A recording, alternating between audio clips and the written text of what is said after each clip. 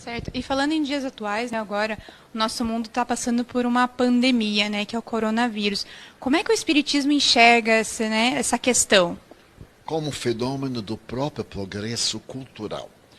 Em um dos livros de Allan Kardec, chamado A Gênese, no capítulo 18, ele assevera desde então, 1868, que é 68, que a humanidade passaria por uma grande prova, uma mudança, mas uma mudança de valores, que seria abandonar a Terra convulsionada para viver um mundo melhor. Nós chamamos a situação ético-moral da Terra como sendo um mundo de provas, de expiações, de dores. É uma escola. As tradições dizem que é um vale de lágrimas, que é um inferno. Nada disso. A escola é um educandário de valores onde existem alegrias e tristezas.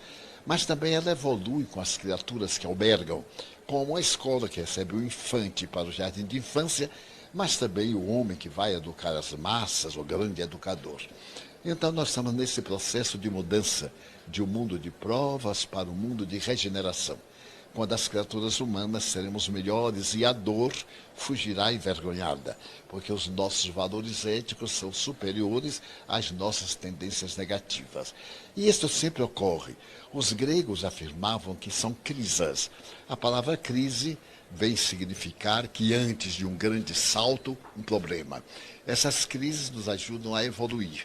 Então esta é uma crise inesperada, porém providencial, para chamar as criaturas todas do mundo de que os valores mais resistentes são os valores do ser. As nações mais poderosas hoje fecham as suas fronteiras por causa de um vírus que é praticamente inócuo e, de repente, ele adquiriu uma ferocidade terrível, assustadora, mas que também a imprensa, sem nenhuma intenção maléfica, está divulgando de uma forma assustadora e quase provocando pânico em muitos países. Então, o espiritismo verifica como um fenômeno natural. Sempre houve epidemias, pandemias, aquelas que foram controladas pelas vacinas e as novas. Nós tivemos há menos de 70 anos o fenômeno da AIDS. Depois nós tivemos os outros fenômenos da gripe dos galos, dos frangos. Né? No passado tivemos a peste espanhola, a gripe espanhola. Então são fenômenos, creio, da própria evolução do planeta. E chegará o dia em que tudo isso será superado. Então, de acordo com o espiritismo, assim, crises, epidemias, pandemias são uma maneira de a gente evoluir para conseguir chegar em um estágio maior. Sem dúvida. Porque note, quando tudo está bem, a gente faz depressão. Quando falta um objetivo, uma meta, a gente entra em transtorno emocional. Mas quando há uma dificuldade, os nossos valores se firmam na busca da solução. É durante a guerra que, infelizmente, o mundo mais progride, porque as indústrias trabalham a favor da paz, mas é durante a paz que nasce a guerra.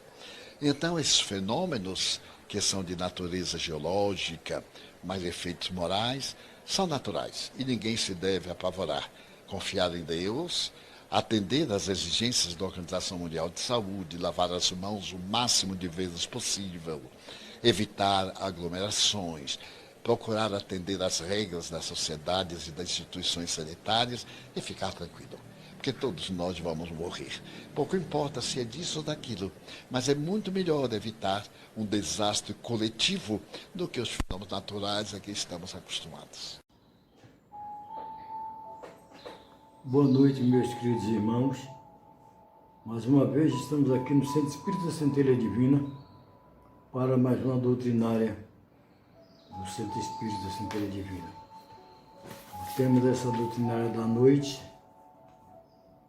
é vínculos familiares, vantagem do esquecimento. Vamos antes ler um trecho do livro Ceifa de Luz de Emmanuel e logo depois nós vamos fazer oração para dar continuidade ao nosso trabalho.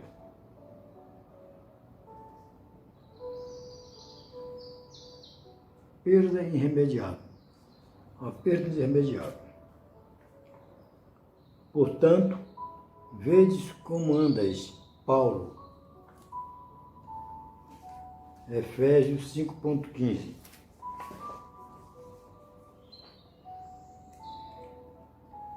aprenda a ver com o Cristo a dificuldade e as dores que te rodeiam, a fim de que não empobrecereis o próprio coração à frente dos tesouros com que o Senhor nos enriqueça a vida. Muitas vezes, a calúnia que te persegue é a força que te renova, a resistência para a vitória do bem e, quase sempre, a aprovação que te sitia no cárcere do infortúnio é apenas o aprendizado benéfico, soerguer-te das trevas para a luz. Em muitas ocasiões, a mão que te nega o alimento transforma-se em apelo ao trabalho santificante, através do qual encontrarás o pão abençoado pelo suor do próprio rosto. E, por vezes, numerosas os obstáculos que te visita o impiedoso é simples medidas de esperança e de fé, concitando-te a suportar as próprias fraquezas. O ouro, na maioria dos casos, é a pesada cruz de alienação para os ombros daqueles que amealham a evidência do mundo, no mundo. Frequentemente, não passa de ergastuto em que a alma padece angustiosa solidão. Descerra a própria alma em riqueza divina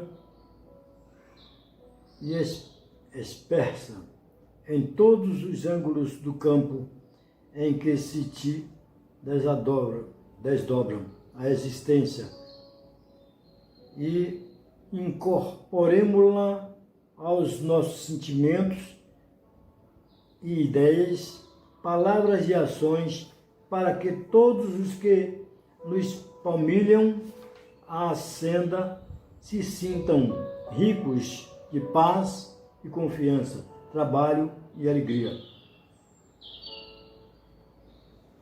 Lembra-te de que a morte, por merinho celeste, tomará contas a cada um.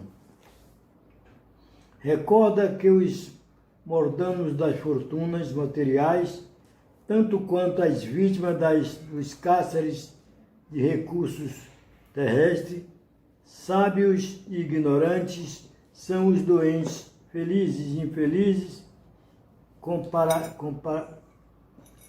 comparecerão ao certo com a justiça indefectível, que guarda contigo a certeza de que a única flagelação irremediável é aquela do tempo inútil na caminhada humana, porque afetos e havereis oportunidade e valores, lições e talentos voltam de algum modo às nossas mãos através das reencarnações incessantes, mas a hora perdida é um dom de Deus que não mais voltará. Então, meus amigos, aí está a lição, porque na maioria das vezes nós pensamos que estamos numa boa por causa das riquezas terrestres e esquecemos da verdadeira riqueza que são as celestes. E quando nós retornamos à pátria espiritual, aí vamos sentir a diferença, o porquê disso tudo, o que foi que fizemos. Aí nós vamos apelar que nós também fomos aos templos. Para quê? Para o templo só por ir para dizer que são realmente seguidores do Cristo. Mas o verdadeiro cristão tem uma ação diferente. É o servir, é a fraternidade, é a solidariedade, é o estender as mãos. Esses são os verdadeiros cristãos. E aqueles outros que estão em nossos caminhos é a escola que nós aprendemos a lição da vida. Mas, na maioria das vezes, a gente esquece que a grandeza do mundo, aos olhos humanos, parece bem mais meritória e, pelo contrário, quantos, naquela hora que nós estamos no bem melhor terrestre e nossos irmãos estão ali perto, morrendo por falta de remédio, morrendo com frio por causa do cobertor e morrendo de fome por falta de alimento. Nós não estamos nem aí. E agora? Cadê a solidariedade? Cadê a fraternidade? Cadê a mão amiga? Cadê o cristianismo daquele? Então, meus queridos irmãos, ser cristão não é frequentar templo. Ser cristão é abrir o coração para os irmãos, levantar os caídos e fazer aquilo que Jesus disse para nós. Em qualquer lugar, aonde estiver duas ou mais pessoas, pode falar em nome do Cristo, que aí ele está. Não precisa multidão, precisa coração. Um coração amoroso pode socorrer milhões de corações torturados, tristes e oprimidos. Então, vamos seguir nessas bases dos ensinamentos de Jesus. E do recado que veio nos trazer o Francisco de Assis, disse que é dando que se recebe, é amando que se é amado, e é morrendo que nascemos para a vida eterna.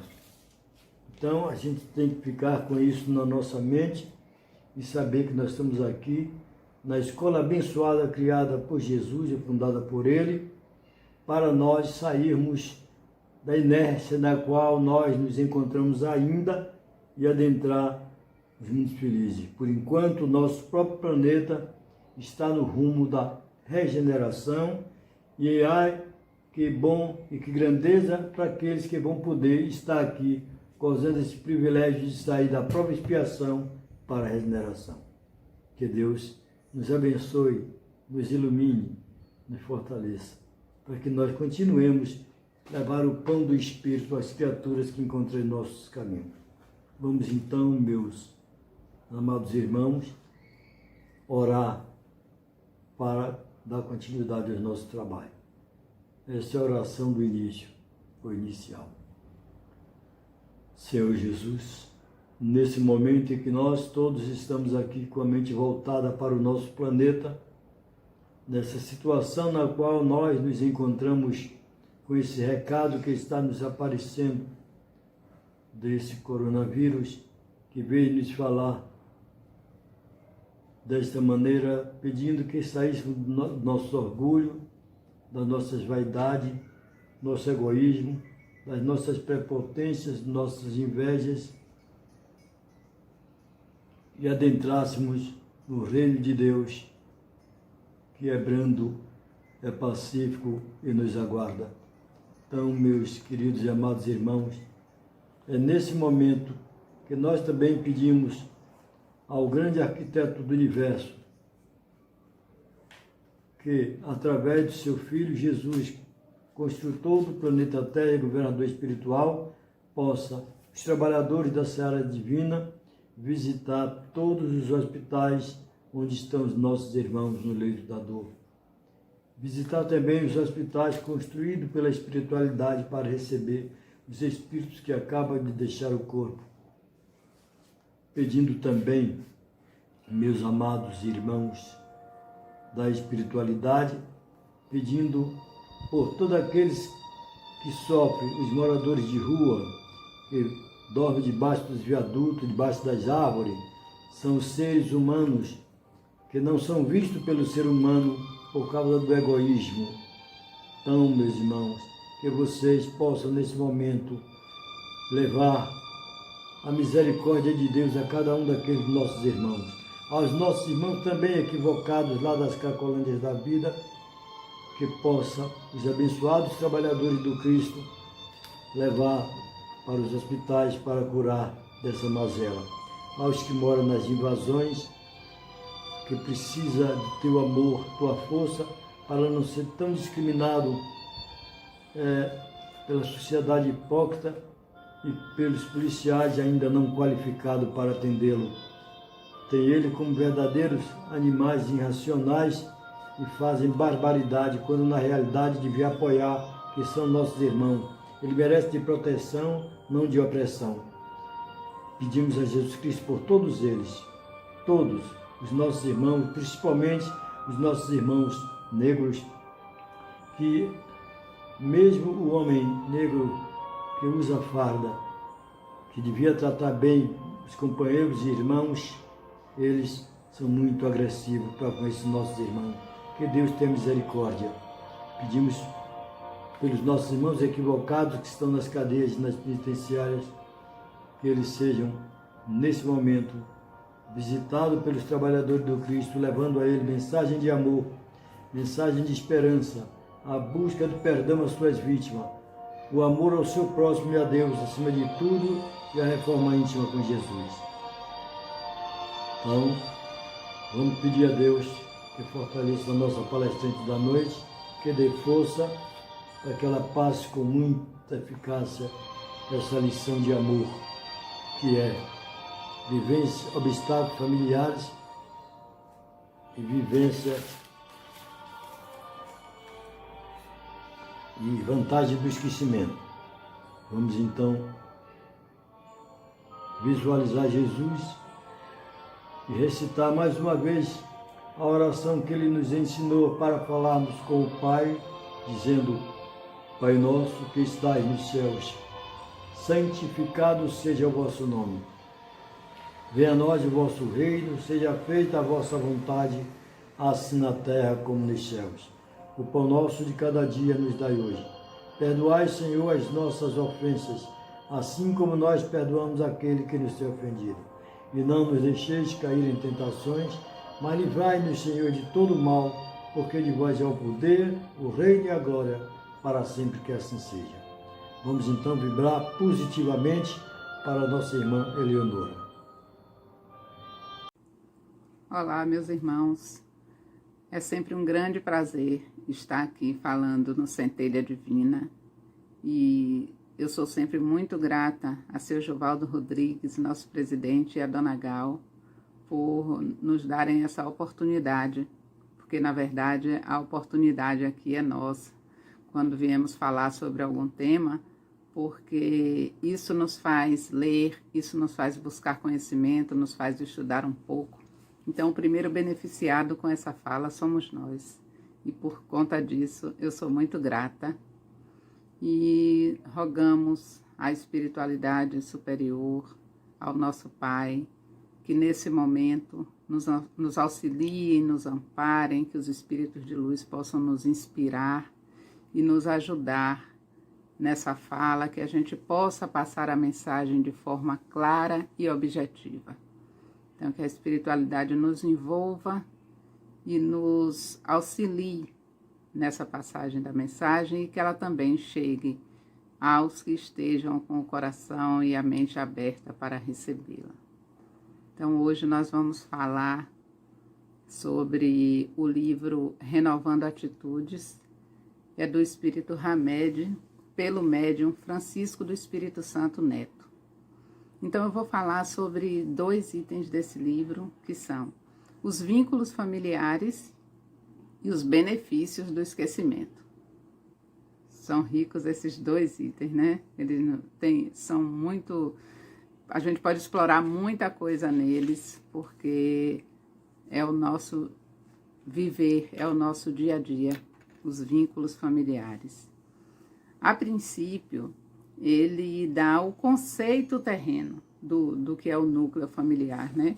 E nesse conceito, ele diz o seguinte, que, a rigor, a família é uma instituição social que compreende indivíduos ligados entre si por laços consanguíneos. A formação do grupo familiar tem como função a educação implicando, porém, outros tantos fatores como amor, atenção, compreensão, coerência e, sobretudo, respeito à individualidade de cada componente do instituto doméstico. Então, aí está o conceito de o que é um grupo familiar, um núcleo familiar. Então, esse se prende ao laço consanguíneo. Porém, aí mesmo dentro desse laço, ele deve ser constituído por educação, por amor, por respeito à individualidade de cada um. E assim, dentro desse equilíbrio, vai se dar o desenvolvimento desse grupo. Porque o nosso grupo familiar é onde mais temos dificuldade no nosso dia a dia. Porque lá fora da nossa casa é mais fácil lidar com os outros. Mas dentro de casa as dificuldades elas são muito afloradas. E não é por acaso, né? Que nós vemos juntos porque temos um propósito e um compromisso a cumprir aqui. Mas dentro desses núcleos familiares existe uma diversidade muito grande de sentimentos e de ações. Há famílias que eliminam o seu ser, eliminam a sua individualidade e vivem ali fechados naquele grupo familiar, exclusivamente um para o outro. Não buscam informações de fora, não trazem novos sentimentos de fora para aprimorar a vida ali dentro desse núcleo familiar, mas vivem sem individualidade, vivem uma vida fechada dentro do próprio grupo. A atenção é exclusiva para esse grupo, né? Porque eles se cobram um ao outro de que eu vivo para você, você vive para mim, e é dessa forma que vão tocando, sem permitir que nada novo entre ali naquele núcleo e que mude, que quebre aquela situação em que vivem voltados uns para os outros.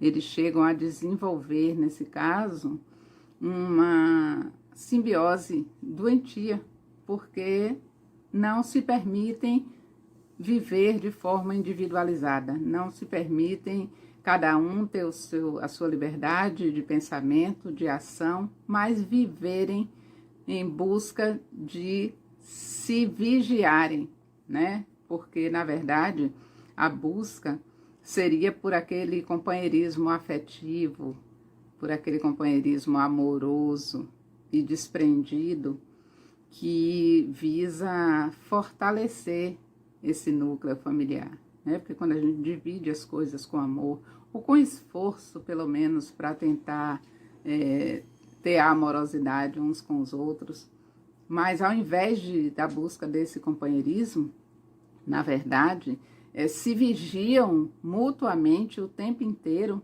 se colocando em cárcere, se colocando em verdadeira prisão dentro desse grupo familiar.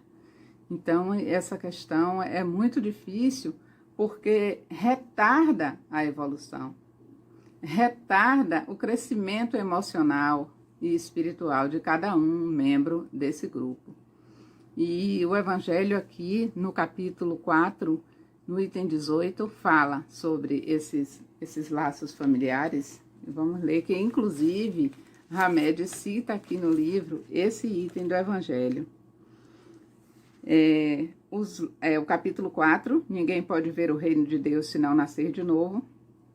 O item 18, os laços de família fortalecidos pela reencarnação e quebrados pela unicidade da existência. Os laços de família não são destruídos pela reencarnação, como pensam certas pessoas. Ao contrário, eles são fortalecidos e se estreitam. É o princípio oposto que os destrói. Os espíritos formam no espaço grupos ou famílias unidos pela afeição, pela simpatia e semelhança de inclinações. Esses espíritos, felizes por estarem juntos, se procuram. A encarnação não os separa, senão momentaneamente, porque depois de sua reentrada na erraticidade, se reencontram como amigos ao retorno de uma viagem. Frequentemente mesmo, eles se seguem na encarnação, onde se reúnem numa mesma família ou no mesmo círculo, trabalhando em conjunto para o seu mútuo adiantamento.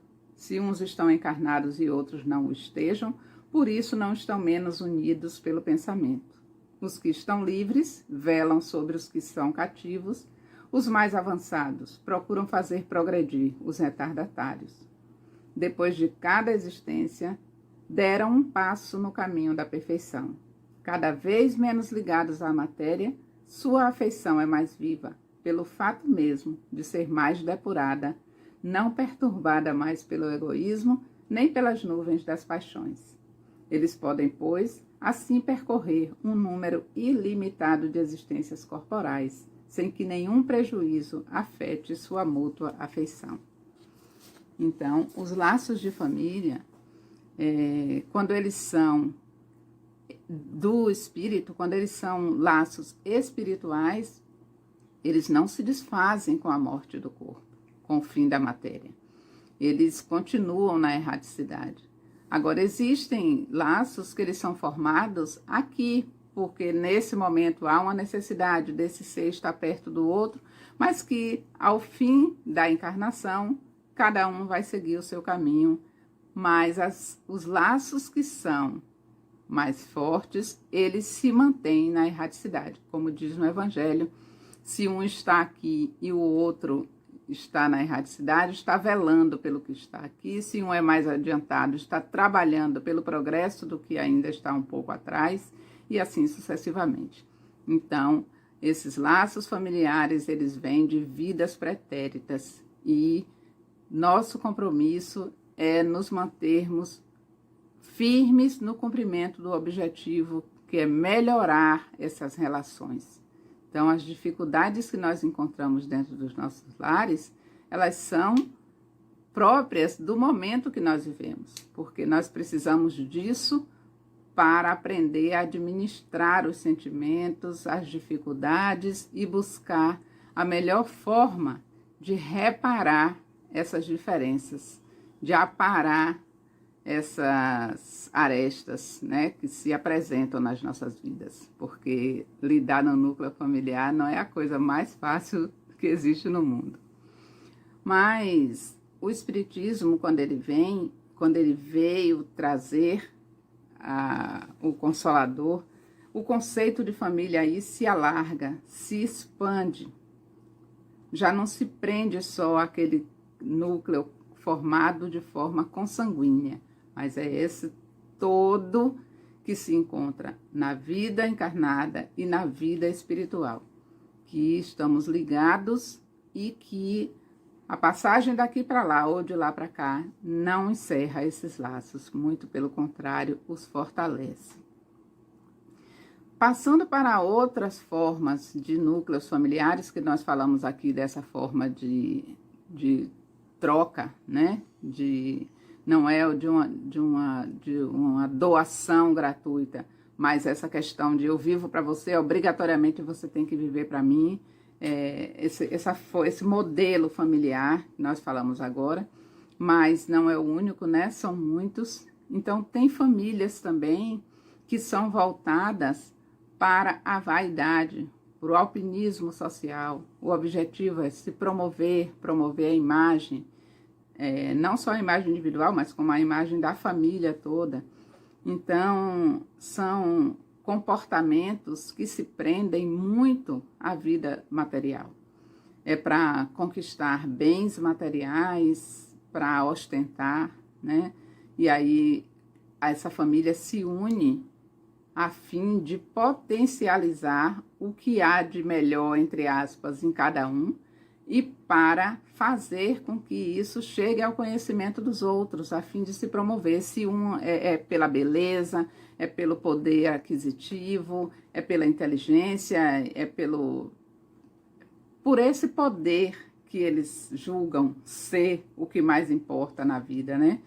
Pelo poder do material. Então, há famílias que se prendem nessa esfera do material e se ajudam mutuamente para se promover, seja em qual situação for, como eu já disse, se for a questão da beleza, se for a questão do dinheiro, se tem o melhor carro do mundo, e o objetivo é sempre estar promovendo essa imagem, digamos, de sucesso, para com isso se locupletarem, né?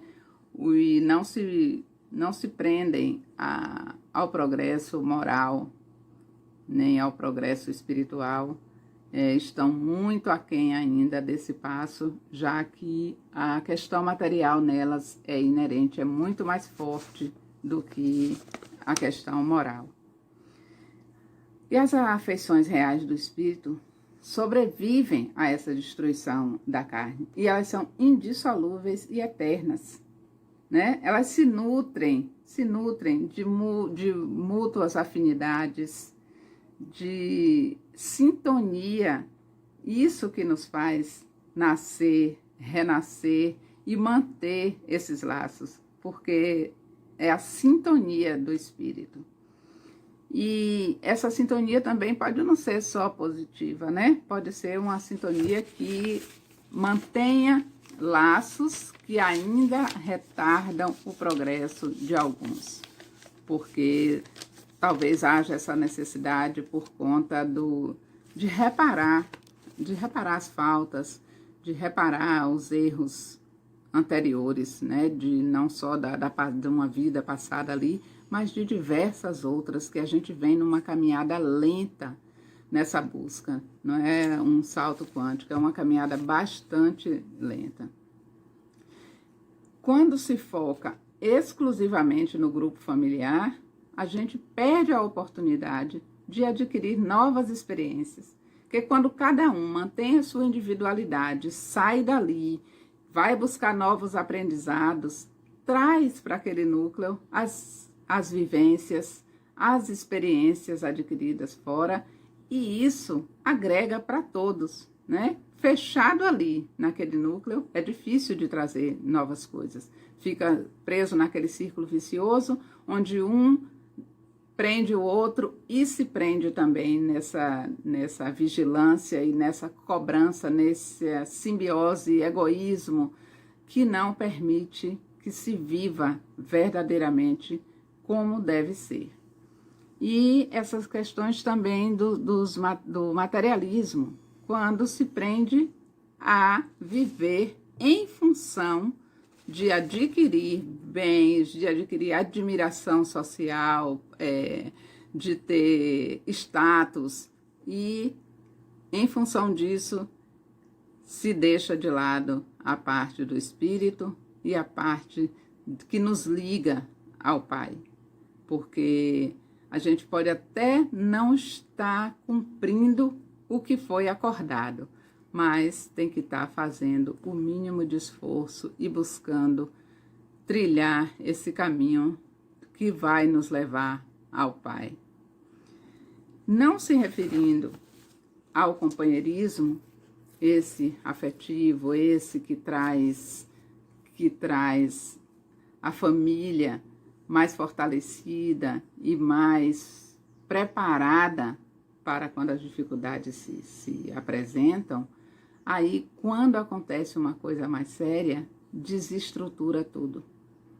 Porque o sentimento ali não é um que fortaleça, não é que seja um por todos, todos por um, no sentido de que estamos unidos para que possamos caminhar juntos e que possamos crescer juntos. Mas não, é para trocar, é para não dar sem ter a certeza de que vai receber. Então, quando acontece qualquer situação, o desequilíbrio ali se encontra e é difícil retomar a vida normal. O Evangelho, o Livro dos Espíritos também fala desses laços familiares, desses encontros. Na pergunta do Livro dos Espíritos, deixa eu ver aqui, na pergunta 204, ele fala, do livro 2 do capítulo 4, parentesco e filiação. Aí a pergunta 204. Uma vez que temos tido várias existências, a parentela remonta além da nossa existência atual? A resposta: não pode ser de outra forma. A sucessão das existências corporais estabelece entre os espíritos laços que remontam às existências anteriores. Daí, muitas vezes, decorrem as causas da simpatia entre vós e certos espíritos que vos parecem estranhos. Então, aí está a explicação de por que tantas vezes temos tantas dificuldades no núcleo familiar e temos facilidade fora dele, né? Porque essa questão vem de bem antes desse nosso momento agora. E há outras pessoas que não têm conosco os laços consanguíneos e com as quais a gente se afina tanto, que a gente tem tanta sintonia e a gente se pergunta, poxa, se fosse parente eu não me daria tão bem, se fosse meu parente não me entenderia tanto. Quem sabe não é, né? Já foi, é parente e é o encontro, só que dessa vez não no núcleo familiar, mas a gente encontra essas pessoas no trabalho, como colegas de trabalho, de escola, amigos da vida, e eles estão ali fazendo parte da nossa vida, só não estão dentro do nosso núcleo momentâneo, mas estão ali. Então, remonta a outras vidas e é claro que a gente vai se reencontrar até que tenhamos depurado as nossas imperfeições e os nossos sentimentos. E falando dessa questão do status, né? Que as pessoas querem se vestir como o outro se veste, ter o que o outro tem, se o outro conquista um carro, um móvel, é uma coisa que está na moda, precisa também ter. Então, não vive em busca do que vem de dentro para fora, do que possa te fazer crescer, mas buscando as coisas de fora para dentro, as futilidades. E isso acaba trazendo angústia e atrasando o progresso, porque não é para vivermos em função da matéria que aqui nos encontramos. Que os nossos laços familiares se fortaleçam e que nós tenhamos lucidez, discernimento para trabalhar as dificuldades dentro dos nossos lares. E falando sobre as vantagens do esquecimento, grande vantagem temos, né? Nesse véu do esquecimento, porque imagine se chegássemos aqui com lembranças de vidas pretéritas, se hoje, voltando lá ao núcleo familiar, já é difícil para a gente administrar determinadas dificuldades que temos nos nossos lares, no nosso núcleo familiar. Imaginem se trouxéssemos lembranças das vidas pretéritas. Imagine um filho olhar o pai e a mãe e saber que foram seus algozes numa vida anterior, ou vice-versa, ou a mãe ver o filho como o inimigo de uma vida anterior. Então, como seria essa convivência? Se com a bênção do véu do esquecimento já é um tanto difícil, se não tivéssemos essa graça, seria impossível. Então, realmente, é a misericórdia de Deus sobre nós que nos envolve nesse véu de esquecimento a cada vez que voltamos à vida terrena, para que possamos caminhar, porque trazemos em nosso íntimo, em nossa consciência, a noção do que devemos fazer, de como devemos agir, mas não lembramos o que ocorreu anteriormente. Mas na nossa consciência temos a noção de como devemos seguir. A pergunta 392 do Livro dos Espíritos também fala bem disso, que é no livro 2, no capítulo 7, Esquecimento do Passado. A pergunta é: por que o espírito encarnado perde a lembrança de seu passado? Resposta à pergunta 392 do Livro dos Espíritos. O homem não pode nem deve tudo saber. Deus o quer assim em sua sabedoria. Sem o véu que lhe cobre certas coisas, ficaria deslumbrado, como aquele que passa sem transição da obscuridade à luz. Pelo esquecimento do passado, ele é mais ele mesmo. Então aqui fica claro para nós que é necessário que tenhamos esse esquecimento do passado para que possamos traçar a nossa nova jornada, a nossa nova trajetória, sendo o que somos hoje, sendo o que somos agora nessa encarnação, né? Sem as influências ou reminiscências, trazendo a lembrança das nossas vidas pretéritas. Então, para o nosso benefício, esse véu do esquecimento, ele nos proporciona traçar uma nova trajetória nas nossas vidas. Apesar disso, há certas criaturas, como diz o Hamed no livro, que têm verdadeira rejeição a coisas novas. As novidades que vão surgindo nessa nova trajetória vivencial de cada um de nós. Então, há pessoas que têm verdadeira resistência ao progresso. Mas a força do progresso é que nos faz, essa força que está em nós, é que impulsiona o homem a evoluir sempre. Agora, não todos ao mesmo tempo e nem da mesma forma, né? Porque cada um está no seu tempo e cada um, à sua maneira, vai seguir seu próprio ritmo. Então, o progresso é uma força da natureza em nós, porém, cada um vai evoluir ao seu tempo e dentro do seu próprio ritmo. E em se tratando aí da saúde mental referente a esse progresso, essa saúde é medida a partir do grau mesmo de adaptação de cada um de nós ao fluxo de novas ideias que surjam nas nossas vidas, que aparecem de tempos em tempos e que são fatores que trazem progresso às almas.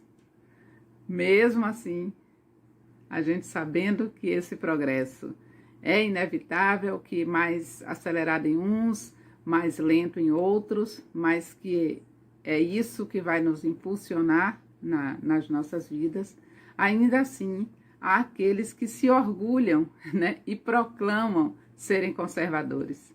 Há pessoas que têm prazer em serem conservadoras e esquece que com isso que esse comportamento torna-se comodista, na verdade, por medo só do novo, por medo do que ainda não se conhece. Mas esse medo paralisa e tira a liberdade, porque a pessoa fica acomodada e não quer correr riscos, não quer se aventurar a novos conhecimentos. Então, esse comodismo retarda a evolução, retarda o progresso por conta de rejeitar as novas ideias. E ficam presas no passado, lembrando que há algum tempo foram felizes, que tal tempo que era bom, que tais anos foram os anos de ouro, os anos bons de se viver, que hoje as coisas estão muito diferentes. As coisas realmente estão muito diferentes, porque o progresso existe para isso. Então a gente não pode ficar preso e ligado a saudosismos, porque senão a gente fica lá no passado. E a vida é dinâmica, não temos tempo de ficar preso a ações passadas. Claro que esse passado é quem constrói o presente e o futuro, porém, ele passou, como diz a palavra, né? Bem, passou. Então, que a gente consiga continuar caminhando e buscando essas coisas novas que vão nos impulsionar no nosso progresso e manter a nossa saúde mental, por conseguinte, a nossa saúde espiritual. Então, as lembranças da vida passada, nós já não as trazemos conosco por misericórdia de Deus, porque com elas não conseguiríamos impulsionar o nosso progresso, não conseguiríamos construir essa nova jornada. Então, esse benefício nós recebemos do Pai para que possamos caminhar e não ficarmos presos, estacionados e resistentes a novidades, porque a novidade é progresso, e é o progresso quem vai nos impulsionar. E esses ecos do pretérito, eles não precisam estar soando aos nossos ouvidos e em nossa mente, porque não nos traz nenhuma produtividade. Nenhuma observação trazida deles vai somar para o nosso crescimento. Então, esses fatos, esses ecos do pretérito, eles têm que ser abandonados para que não retardem a nossa jornada. Porque o tempo para nós é importantíssimo.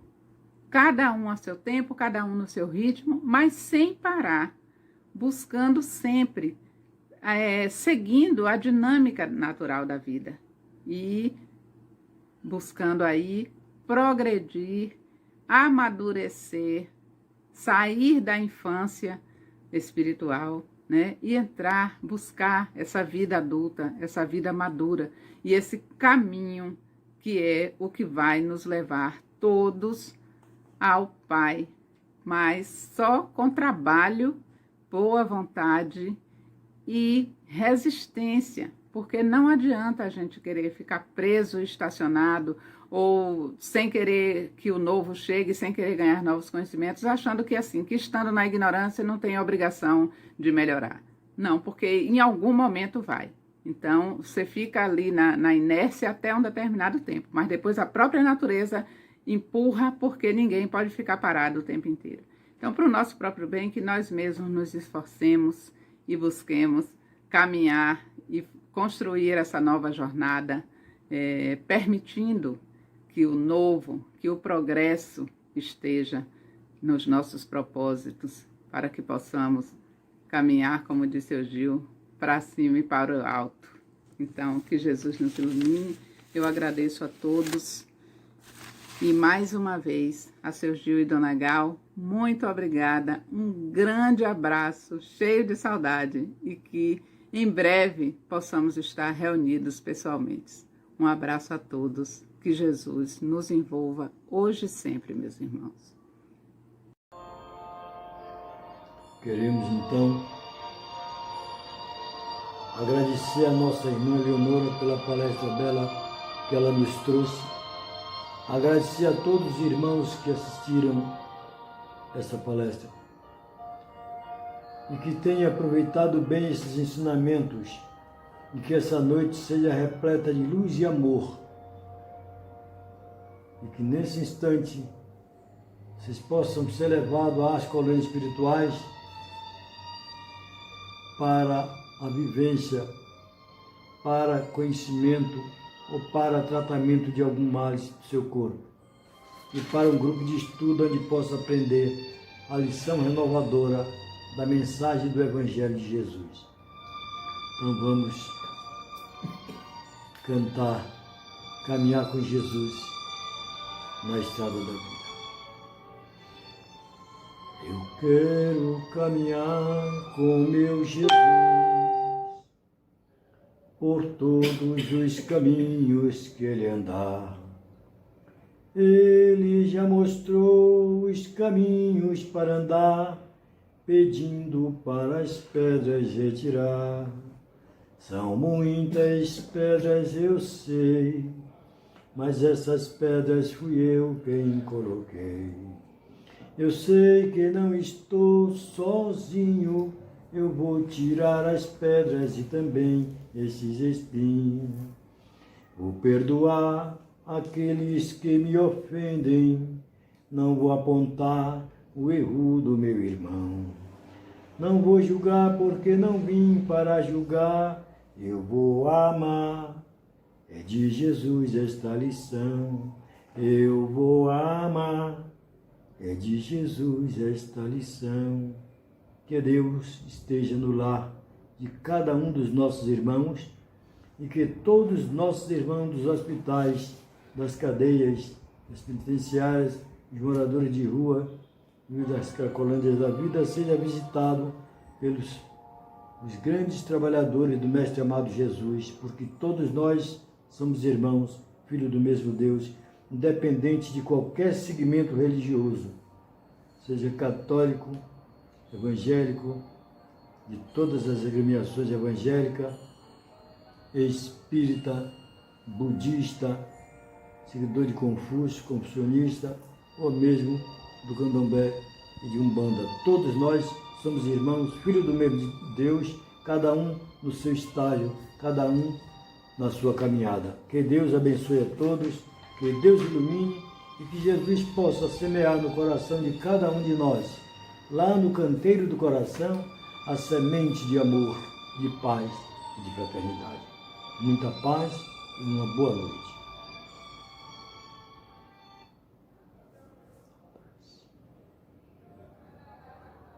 Vamos então orar.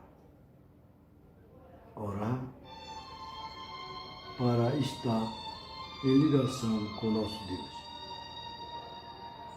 Obrigado, meu Deus, por tudo. Obrigado, Jesus, pela tua presença.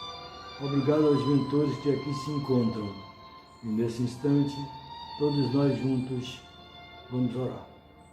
Por agradecimento a Jesus e ao nosso Pai Celestial Deus.